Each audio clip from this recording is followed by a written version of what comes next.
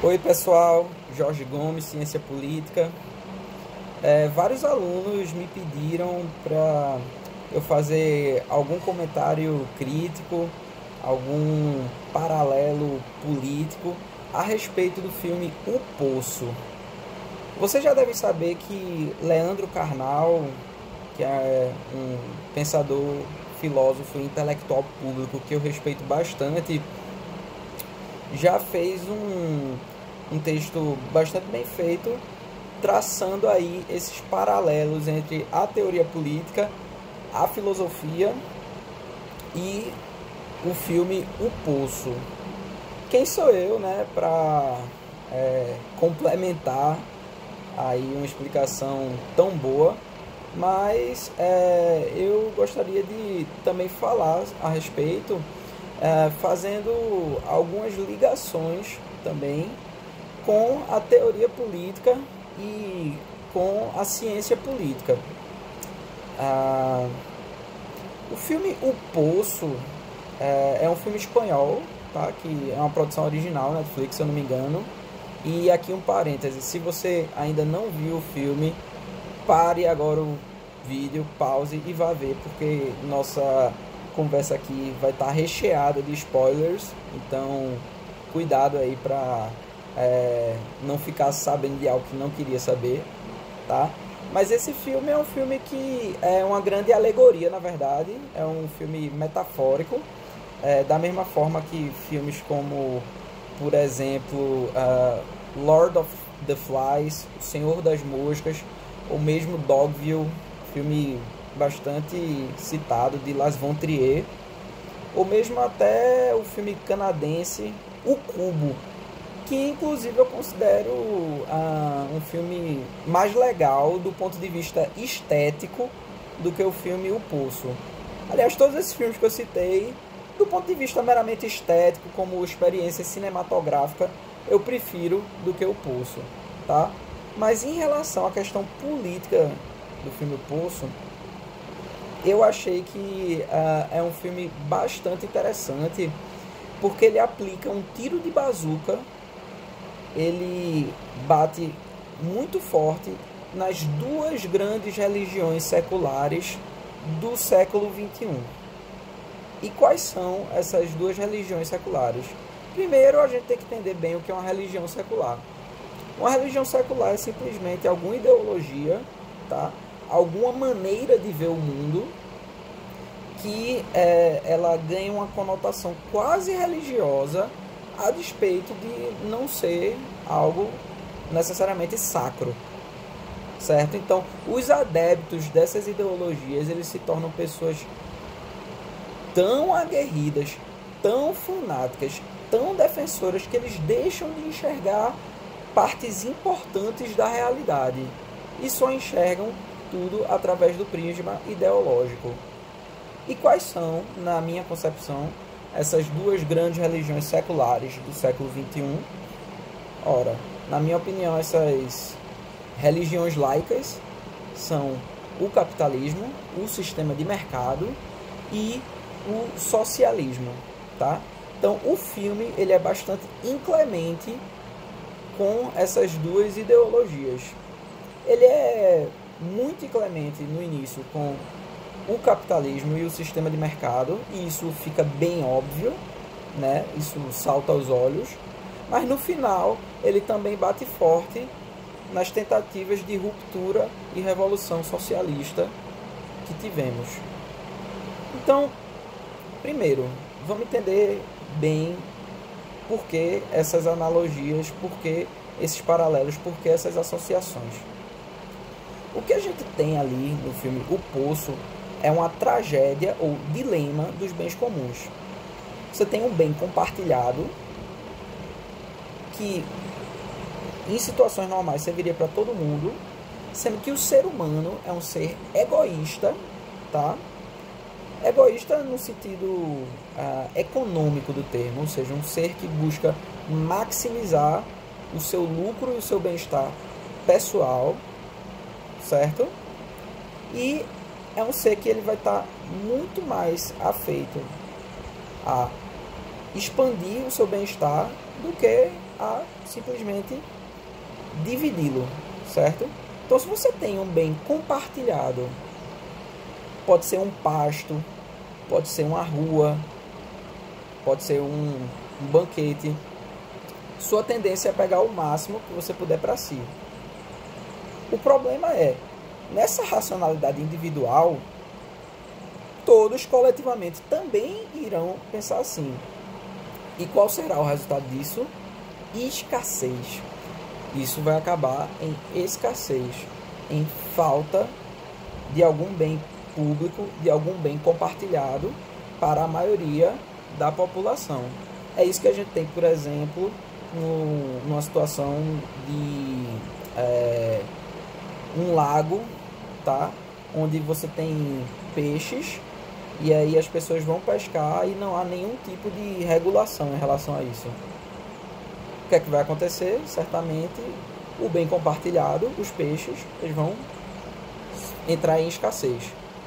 Então a gente tem essa situação no filme O Poço, e o que a gente percebe é que, como não há uma regulação, como não há coerção, isso é até uma crítica que a gente vê no filme lá, um dos personagens fala, ameaça fazer cocô lá na comida dos outros. Isso é um apontamento aí para a questão da coerção. Como no filme tudo é na base da autogestão, da boa vontade, da espontaneidade que iria brotar individualmente dos agentes, dos atores, então você tem uma grande confusão. Por quê? Porque na prática o ser humano só funciona no chicote. O ser humano só funciona na coerção. Então, essa crítica do filme O Poço ao sistema capitalista, na crença da autorregulação, da espontaneidade, da não necessidade de coerção do Estado, ela é muito óbvia. Ela é esfregada na cara da gente, de maneira até pouco elegante, eu diria assim. É diferente de um filme, por exemplo, como O Cubo, onde as alegorias estão ali de maneira muito mais sutis e abertas, onde você pode pensar em várias coisas e nada é esfregado na sua cara com a sutileza de um rinoceronte. Não, no filme O Poço a coisa é mais gore, a coisa é mais pesada, e você vê ali a ganância, os problemas do sistema de mercado muito forte. Mas você vê também uma crítica ao socialismo. No caso do sistema de mercado, a crítica óbvia é na crença da autorregulação, da mão invisível, da desigualdade, da falta de consciência de classe, certo? E no caso do socialismo, a gente vê isso muito claro no final, do meio para o final do filme, quando duas pessoas, tá, o ator principal e outro lá, tem uma ideia muito interessante, que é a seguinte: ora, a gente pode forçar as pessoas a dividirem. Que tal? Vamos forçar as pessoas a serem mais equânimes, a serem mais igualitárias. Ora, quem forçou as pessoas a fazer isso foram os revolucionários socialistas. E isso dá certo? Na maioria das vezes não, porque acaba num grande banho de sangue, certo? Então, essa regulação de cima para baixo, feita de maneira violenta e revolucionária, acaba gerando um grande banho de sangue. Poxa, você deve estar pensando, então, afinal de contas, como é que a gente ia resolver o problema do poço? Ora, muito fácil. Se cada pessoa tivesse a sua porção já separada, a gente não teria tudo aquilo. Ou, se houvesse algum tipo de regulação, então cada pessoa só tem direito a escolher, digamos, três pratos que estão ali, daria para todo mundo. Então, numa situação de dilema ou tragédia dos bens comuns, a gente pode resolver muito bem com regulação ou privatização. Nunca com uma tentativa de revolução imposta de cima para baixo num banho de sangue, ou simplesmente deixando a coisa correr solta e confiando que as pessoas vão altruisticamente dividir algo e terem bom senso e serem sensatas. Isso não acontece. E como o filme O Poço é bastante realista, realista não no sentido da história em si, a história é alegórica, mas realista no sentido de iluminar a natureza humana, tá? Mostrar um ser humano bem hobbesiano e não russoniano, bem hobbesiano, bem maquiavélico. Então é um filme que joga à luz a esse lado obscuro da natureza humana, aquela noção do homem ser o lobo do homem, certo? Ele também, como eu disse, faz uma crítica à solução socialista. Inclusive, isso não é uma leitura viajada minha, para quem está pensando isso o próprio diretor falou em entrevista, tá? Que ele quis criticar também o socialismo. Então, eu diria que talvez seja um filme que não seja tão incrível como experiência estética, talvez não seja um filme memorável do ponto de vista artístico, mas que é um filme que traz, ilumina aí incoerências bastante claras de duas grandes ideologias que dominaram o século XX e que permanecem no século XXI, né? São duas polarizações que dividem muitos torcedores e adeptos, né? Então, as críticas principais que eu percebi no filme O Poço foram essas: ao sistema de mercado, certo? E a solução proposta pelo socialismo, ok? Então, até é interessante a gente lembrar que no filme existe uma cozinha muito chique, muito bem feita, onde os alimentos são preparados e existem boas intenções ali. Os cozinheiros e os chefes de cozinha, eles fazem pratos muito elaborados, e até uma cena onde algum cara que faz lá a comida deixa cair um fiozinho de cabelo, e aí esse cara recebe uma bronca medonha lá do chefe. E você, antes de entrar no poço, também é entrevistado para as pessoas saberem qual a sua comida preferida e tal. Legal. Mas de que adianta tudo isso se no final das contas a comida for dividida de maneira equânime? Equânime não, de maneira não equânime entre todos.